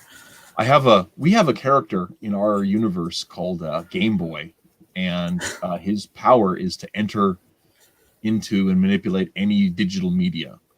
And so we've actually got a series of postcards where he's gone through different video games or different old TV shows or that kind of thing. Yeah, he's 8-bit. Yeah, some of them are 8-bit. Well, okay. I would love to do. I actually have this vision I'd like to do for a 8-bit adventure with Game Boy where he goes through the old abandonware game Beneath Apple Manor. And I'd like to do a playthrough of the game and replace the sprites with Game Boy, and because it was like it was a kind of bridge the gap between text-based games and early sprite games. It was kind of right on that line. But I haven't gotten around to doing that. Oh, there's only so much time, isn't there? There is, and I have other stories to tell first. Absolutely, yeah. Isn't that crazy? Just how many ideas you come up with. And I mean, I've got a file cabinet here sitting at home with just tons of ideas, and some of them I've Skyped for my Flying Ferret comic, but there's just some I'm just never gonna get to, and it kind of depresses me a little bit because it's like, when am I ever gonna have time to use all these characters and story ideas? And I mean, I don't know how many projects I've abandoned. I mean, I started one I was gonna called Carousel, and I've switched back and forth between writing it as a book and doing it as a comic because it could go either way, and it was about humans have been chased from Earth, and then they had to flee through this gateway that these demon creatures came through. So they end up in this thing in which they nicknamed the Carousel. But humanity's been spread through all the gateways, so they have to go through each and every gateway to pull humanity back together and fight back with the demons. And I love the concept, and it's like, when am I going to have time to do this? Yeah, dude, that's awesome. Thanks. That's one of those things where it's sort of like, I always have to decide, and it's a tough thing for me because do you stay doing stories that are just in the universe that you're spending time on, but then there are these ideas that don't fit. Yep. Right. And so where do you invest your time? And I'm in love with the Ideal Comics universe, right? But we've been doing it since 06. Well, actually 05, started writing scripts for it and kind of coalescing it. And well, actually in Forces, before it was Universe, we came up with Forces in 2003 and tried pitching it to Mad Magazine, and that didn't work. But with it, we've been working on this so long and having this idea, but we're not doing gangbusters. We go to some cons, we sell some comics, people sometimes talk about it and everything else, but it's nothing that's like taking the world by storm. Yeah. Although, side note, for those people in the chat, I put a link to the Comics Underground where you can download a free copy of one of our more serious stories. That's a mini comic. Anyway, but yeah, it's one of those things where how do you decide what to spend your time on, and is it something that's personally fulfilling? Is it something that's commercially viable? Is it something that's trying to be a little bit of both? And how do you pull that off? It's always one of those things that for me, it's always a big question, and I still don't know. I don't know if there is a right answer, and how would you determine that? Yeah, I think that if you're really in this for the long haul, if you're not just making comics for 5 minutes because it's the popular thing to do right now in the indie scene, which you guys and myself, clearly we've been around creating for almost 2 decades each. It's almost 60 years of creation here between us. I think that the when you're looking at it on the timeline, if you get to create, if we're blessed, we might get to create for 60 years. Those old ideas, you never know when they're going to pop up. The comic book that I'm writing right now is a movie idea that I had maybe 12 years ago. And if I had just thrown it away and said, I'll never get to this, I wouldn't be writing it right now. Yeah. For the audience, it's going to be brand new. For me, it's 12 years old. For the audience, it's brand new.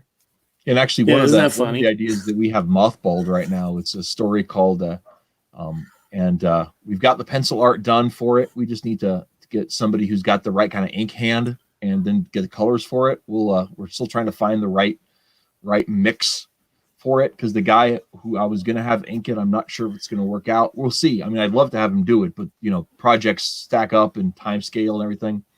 Yeah. The project's called The Strange Wanderings of Gilboy Henderson, and it is with that old-timey title and everything. It's actually a story that's set in our 1950s, and it's about the grown-up former teenage sidekick of our golden age aquatic speedster named the Golden Rapid. And the Golden Rapid is one of these aliens that I was telling about. And the backstory of the series is that the Golden Rapid had been sent to Earth to be an emissary of peace from the Aquarians, from the aliens. And he came down in the late, in like 39. He arrives on Earth. And then just on the brink of World War II, he came to be a messenger of peace and ends up having to be a superhero because he came at the dawning of the age of the heroes, right? When all these heroes sprang into being. And so fought the good fight. They ended up intervening in World War II. Our World War II was much shorter. alien technology changed the course of history. And then he gets a distress call in 51. And so he gets in his spaceship and rockets into space, and he leaves his sidekick, who is a human boy whose alien technology has allowed him to have powers, right? Mm-hmm. Or to operate in the realm of the superheroes. And so he's left behind to mind shop. And while he's gone, while Gil Henderson, the Gil boy, is becoming the hero of his town, the Presidio, California, one of our fictional cities, he is waylaid by a water wizard who has said, "You have to help us." This ancient, deathless water wizard. He said, it has to be you. You have to save the world. There's this somebody is trying to destroy the world, and you have to save it. And so he ends up being pulled into this whole other adventure that mixes ancient myth and science fiction and aquatic lore and the lost Atlanteans and all this kind of stuff. There's this huge like 24-part story maxi series that I want to do. And the first issue is where it's at, but that actually started as a pitch to DC Comics 20 years ago. Crazy, to explain what happened to the lost Aquaman. That was the thing, because I'm a big Aquaman fan, and there was several years where Aquaman wasn't being printed, and I came up with the story of another Atlantean who went to find Aquaman and did all of this. And I pitched around DC, and I got a little bit of traction, but I couldn't get enough traction by the time that they had hired Vaish to come in and do a new Aquaman series, and they ended up writing continuity around in a way which my story stopped working. And it had been like a deep dive into like Aqua lore, and had gone all the way back to the Golden Age, do up some stuff, and pulled in the Quality Comics Red Torpedo and all kinds of stuff. Wow. That had been like, it had been what James Robinson did with Starman to the Aquaman corner of the universe. That would have been cool. And I was just like, well, this will never work. I mean, it's moved on to a place where they wrote continuity around the place where my story just can't exist anymore.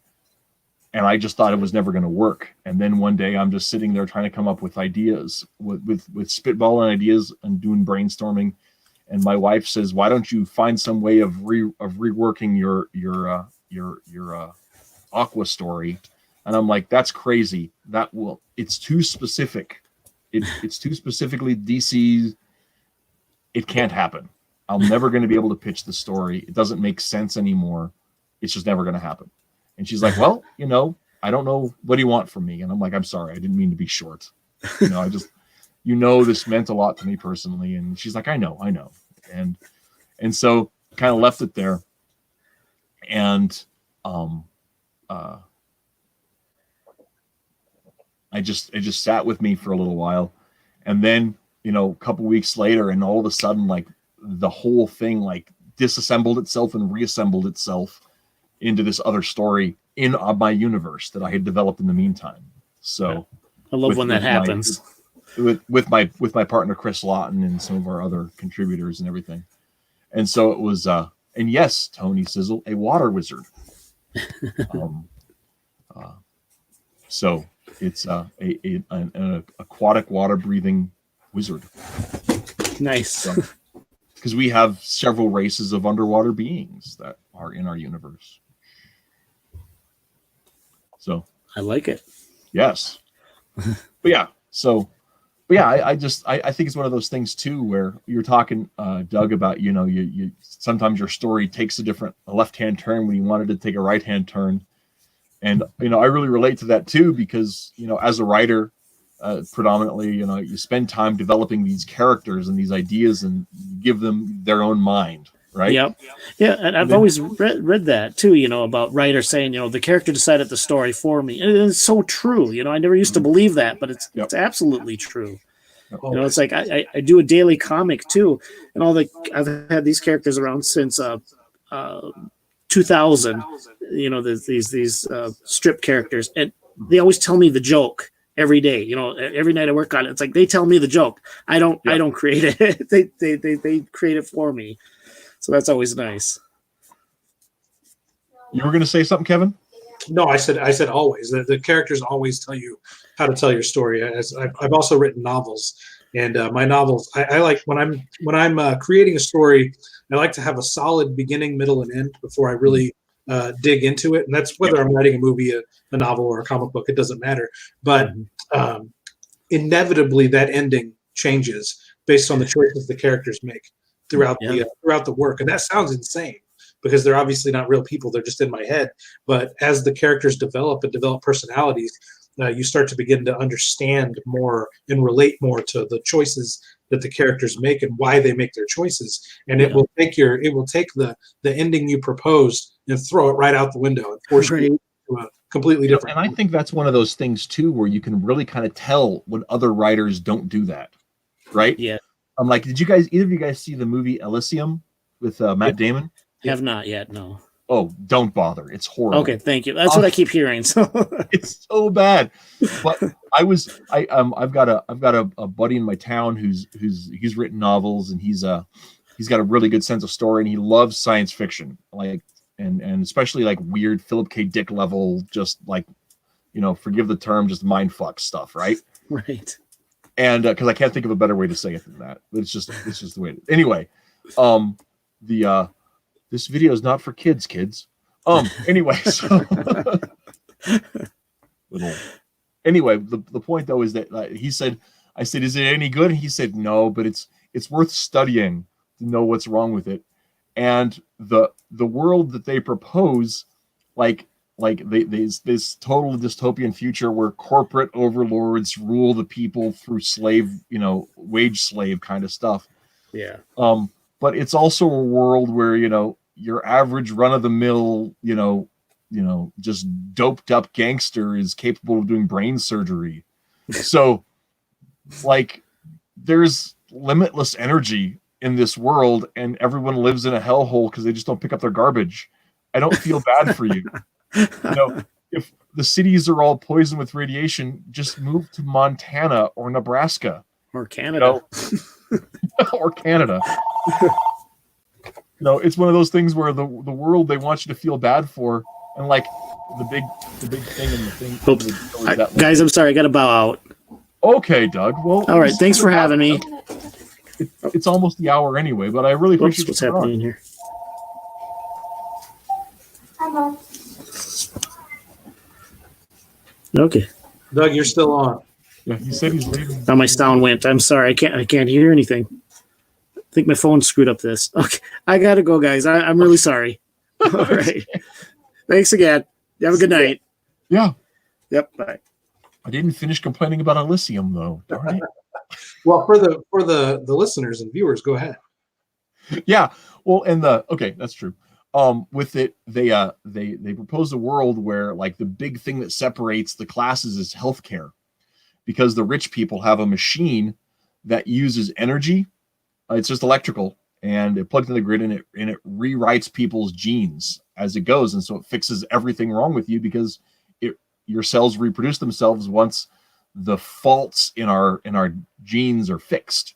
And so if you have a broken bone, and poor people don't have access to it simply because, but it doesn't cost anything. Right. So that's the thing is because there's limitless energy in this planet, and there's limitless energy in this planet because there's Elysium is like an orbital station, right? That's in fixed orbit over LA, and all of the LA elite live on this orbital station. But the poor people routinely mount rockets to enter low orbit to try to invade Elysium. This happens routinely, so Elysium is well prepared to fend them off. This is why it happens routinely. But if they can enter space being poor, then there's then energy's limitless in this planet. They should have captured those machines and brought them back down. And even the rich, the uber rich, could make money on running a machine for pennies to fix things. So there's zero motivation for it. It just doesn't make any sense. It's only there so that Matt Damon can talk about how awesome he is. For the record, I like the exoskeleton sword fights. But as science fiction, it does have a lot of flaws. The special effects are awesome. The dialogue is decent, but those fundamental plot issues are so stupid that you would have to have been the stoned gangsters doing brain surgery to not understand how stupid it is. Right. I mean, that's one of those things where I was. So, I don't know if you put much stock into the whole idea of abiding sin, but mine is wrath. I don't like the Hulk because I relate too closely to Bruce Banner. I am always angry. So I was violently angry after watching Elysium. Well, it's a fundamental flaw, right, in any techno dystopia. In order to get it to the techno, the dystopia part doesn't make a lot of sense. It's a contradiction. It's kind of a contradictory genre to begin with. Yeah. You have to be very delicate when you write it. Otherwise, things like this you start asking simple questions, and the whole concept of techno dystopia falls apart. Well, and I think it's one of those things too, where like sometimes it works really well because it plays with different ideas. Like Blade Runner, I think is a really good example of it done right, because it's not that people have to be impoverished. They're not. Everyone's rich, but everyone's grimy and dirty because everyone's broken, right? So everyone has money, resources to live in the way that they live, but they spend it on stupid shit, right? And you know what? Guess what? In the future, we spend all of our money on stupid shit because we're ridiculously, stupidly rich. Like it's one of those things where like, it's just how we do. And even our poor people here have cell phones. Our access to knowledge and our access to luxury is so huge that we don't even get it. We My father grew up in a house without indoor plumbing on the Wyoming frontier in the 50s. Okay? We can't even conceive of how wealthy we are today. It's not even comprehensible to us. And go ahead. Okay, so Blade Runner paints for a world that, economic disparity exists, but it's still, people still have access to luxury items without realizing that they're luxury items. They have a world where it's gritty and grimy and lived in because people are gritty and grimy and lived in, so it all kind of, I think, fits really well in that sort of context. Because of that, but I don't think Elysium meets that bar. And because it doesn't, I don't think it's authentic with human motivations. Whereas something like, a lot of cyberpunk stuff, people, they live out their lives in the digital realm, or they live out their lives, so that their real lives are lacking because of some other foible in human nature. The Matrix is a good example of that. People became lazy, leaned on machines became sentient, stopped wanting to be slaves. That makes sense. We see that kind of thing, in human society. So I've chased everyone off with my yakking. Well, the whole point of bringing up Elysium was the idea that a great writer will allow the characters in the world to tell itself. Yes. And Elysium sticks to a concept that doesn't work and did nothing to address that fact. Yes, absolutely. And the characters grow, but they don't grow in ways that are organic to the way their journeys happen. And that's one of the things, the motivations of the characters change to meet the end game rather than the end game being a result of the characters play out. Ironically, much of the flaw of the actual end game movie. I hated that. I don't want to get into it.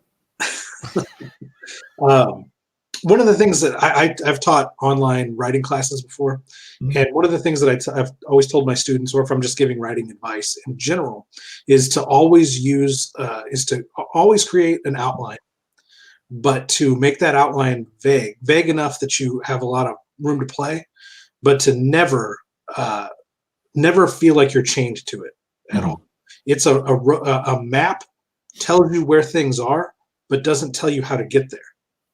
And the biggest tool a writer has is knowing where everything is, but playing with how they get there, and allowing characters to grow organically, and allowing the world to grow organically in a way that you can get there from many different angles. You can get to your destination many different ways. And the best writers know that, and the worst writers stick to an outline that's far too rigid and never lets the characters or the world grow organically, and just forces. It's the scripts you see where things happen because if they didn't happen, the next scene couldn't happen. Right. Yeah, and I think that's one of those things too, where I think sometimes the fault in that too lies in the fact that a lot of people begin a story not knowing their characters, right? Because if it's their first thing, or if they're developing them, they don't really know who they are. And so if they're writing a character-driven story and they don't know their characters, well, then then they have to push them through bounds to make them act in a certain way. Or when two choices are presented, it just becomes a matter of editorial fiat how it turns out, right? I think a great example of that kind of thing is the whole, Iceman is suddenly gay thing, right? They just, editorial wanted that to happen, wanted something like that to happen. And it's plainly obvious that everybody's acting out of character because of how they want that to pan out. Right. Because editorial doesn't care, apparently, or the writer or whoever doesn't really care about the character. And so that they may end up forcing them to make choices that they wouldn't normally. And even if the reader isn't well versed in these things, it's a kind of a gut feeling that you get as a reader when you come to know, as the reader, you come to know characters, and you come to expect characters to act a particular way. And if they act outside of that, there needs to be a really good explanation. Yeah. Otherwise, even the most layman they'll catch that. Be like, well, that's just I don't know why, but that didn't work. It's not realistic. I don't know why they're acting that way. They shouldn't act that way. Yep. Yeah. No, I think so. I think it makes a lot of sense. That was one of my big problems with, and it wasn't at the time because I don't think I was savvy enough to pick up on it when I first read it. But The Killing Joke, right? The ending of The Killing Joke was like Alan Moore just ran out of ideas, or just he was really playing the nihilist card or something. Like Batman barely has an emotional presence in the story at all. He's basically a cipher, but Right. then he at least has a drive. And at the end, there's just zero drive, and it pans out to nothing. So I had a buddy, and I've told this on stream before, but you don't know it. When I had a buddy years ago who wrote a review of The Killing Joke, saying that it was an anti-woman picture. He was really just like took a kind of a feminist take on it, that this is an anti-woman picture, or not picture, story, because it was the comic before the movie was made. And I'm like, that doesn't seem right to me. It doesn't really feel like I remember the story. So I went back and reread it, and I decided that I agreed with him, but not for the reasons he stated in his piece. It's anti-person.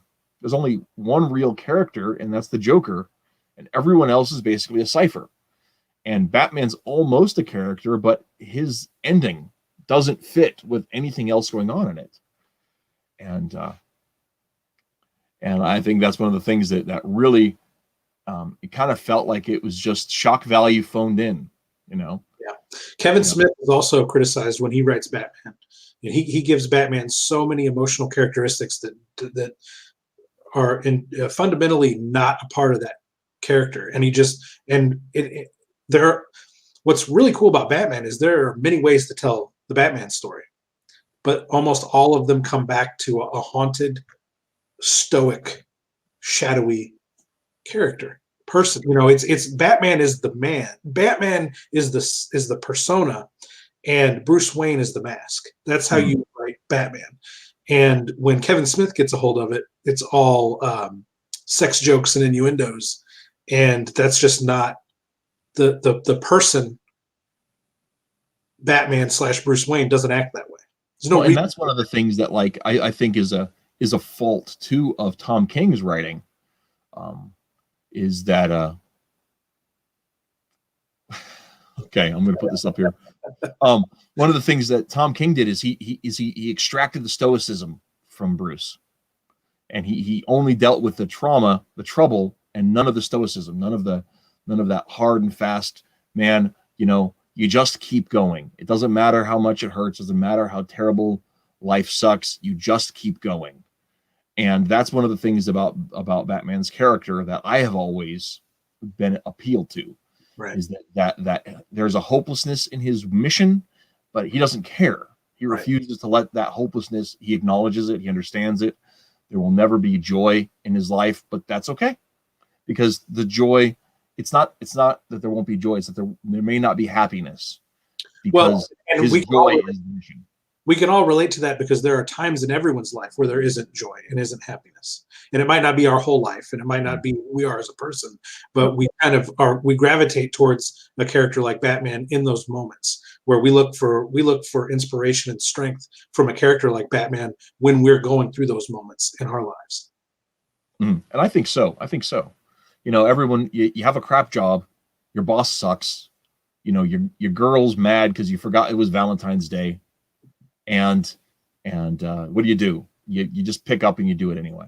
You just deal with it. You suck it up. Yeah, you just deal with it. And that's one of those things that I think that there is, and I mean, part of probably my appeal to that whole idea is, coming from Wyobraska, the whole pioneer experience, the blanket stoicism is just part of our upbringing. Right. And I've had a pretty cushy life. I'm mostly a city kid, but the stories that I grew up with, my grandparents both homesteaded. That was a thing. So I mean, it was one of those things where you grow up with that kind of grit, and even the prissy city kid can kind of get some of that built in. And I think it was reinforced. And then there the appeal that I have from Batman comics, a lot of it comes from that same kind of thing, I think. So, but yeah. Well, we are just at 2 hours. And Kevin, I want to thank you so much for coming on. This has been fun, man. If you'd like to, I'd like to have you back sometime. I would love to, and I appreciate that I didn't stink up your show. Yeah. This is a good one. So. Guys in the chat, I want to thank you guys for participating in the conversation. I always love having people chime in, especially thoughtful and hilarious people. The metal was thoughtful, Twitless was hilarious. So just to be clear, but also I saw Lorenzo was here for a while. Tony Sizzle was here for a while. Some really good people. I probably missed some guys. I'm just kind of trying to wrap it up. For those of you who don't know, Tim and Mark were on last week to talk about Common America. It is fully funded. Last time I checked, they were at like $3,200 in their funding. So they were like 110% over funding, which was pretty awesome. They also are going to be running an Indiegogo campaign. If you just feel like giving Kickstarter the finger, that's your business, not mine. I backed it. I'm so stoked for that series. It's going to be great. Also, 6 Scale Combat's Napalm Brothers is also fully funded, and they are ready. Man, it's cheap, $10 shipped. Common America's $15 shipped, but it's a bigger book too. I think 56 is what they said it was, but 6 Scale, it's $10 shipped. I'm looking at that on payday because they are on Indiegogo, so they'll take your money right away. Yeah. But it's looking great. Also, Tonic Mole is almost there. It's just like $150 on that one, and they've got another 30 days, I think, left. Saving the World, he was on 2 weeks ago. This looks to be real funny. And the way he said it is if Ghostopolis had a sequel that was a superhero story, that would be Saving the World. So, and I know you know what I'm talking about because your eyebrows just did that thing. I'm perking up. Yeah. Also, if you haven't read Ghostopolis, go to your library and get it. It's really good. Yes. So it's a slice of life, not angsty 90s thing, but it's still great. But yeah, so those are some projects that I think that are off the top of my head that I'm very interested in. Also, Legends of the Lone Wolf is still out there, and they are great writers and artists working on that project. Yeah, a whole mess of them. So it should be something like there. So those are, if you guys have money to throw at things, there's that. Of course, there's my Patreon, well, ours for the company. Ideal Comics is a collection of us that are all working on different stuff. I think we are still on schedule to have the Expositioner story, Vox, Solo Voce. We changed the title on it because of some various stuff. That should still, we're looking to get that printed in March and hopefully sent out by the end of March still. As long as we don't run into any huge headaches. Coronavirus. Oh my gosh. Well, we're printing in America. Actually, probably Michigan. We've got a print house in there. This card company is, which I didn't even know, they're Chinese based until this issue came up, because they don't even, like, their customer facing website and everything makes no indication that you're dealing with a Chinese company. Yeah, the print house we've used for several years is Greco out of That's who I use. They're great company, good customer service. Love their product. Yeah. And so we'll that's who we're expect our ash cans with that campaign will be printed locally. We've got a print house here in town that'll do those, but the big books will be printed in Michigan. So, but yeah, so that's where we're at. That's all of the news that I'm going to throw at you guys, just vomiting all those details out there. But yeah, follow me on Twitter if you care, if you like a little snark and some occasional updates about comics. And of course, Force of Good and Evil, we're news story. It's called Meanwhile, the Other Lenny drops about midnight and thereafter. But by dawn, they'll all be up there. So, that's a fun one. Art by my son, Taliesin. Back in 2016, did the pencil art on that, and my colors. And then if you want to see a more serious story, like I said, the Comics Underground's got an e-comic up there of ours. So, yeah, that's all the stuff. Do you have anything to say before we leave, Kevin? We're going to be launching that Strangeville Smokeweed, the card game campaign on Indiegogo, hopefully next month. We'll see how everything plays out with the Chinese print company, and hopefully we'll be able to, hopefully they don't all die over there. Yeah. Otherwise, I'll be looking for an American trading card company.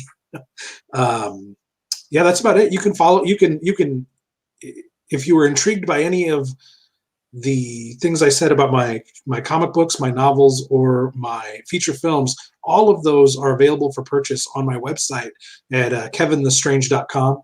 You can follow me on Twitter at kevinthestrange, where I do much snark myself and occasional updates on my own work. Facebook, facebook.com/kevinstrange, and Instagram is at kevinthestrange. I post a lot of art on the Instagram. The Instagram is zero snark, all art. So you get a little flavor. You know, each social media has its own little flavor. But my website, you can also sign up for my newsletter there, and my newsletter will just give you. It says it's a monthly newsletter, but it comes out whenever I have something relevant to share, and that's a great way to prepare for the crowdfunding campaigns or anything else when I'm about to release or launch new material. The newsletter becomes active, and when I'm not in the middle of a project, I leave you alone. You don't get spammed with my newsletter, but it's a great way to keep up with me if you don't want to deal with the daily snark of social media. That's about it. Yeah. Well, this has been another Mattriarchy. Really appreciate Kevin coming on. Really appreciate Doug coming on. Definitely keep an eye out on Movie Men. That I think they're going to. I think Jeremy was saying May, possibly for their next campaign. But I'm not sure on that, so don't quote me. Jeremy's gonna be just like, why did you say May? I don't know. Get around. Anyhow, we're gonna go ahead and sign off and go out there and keep loving comics, guys.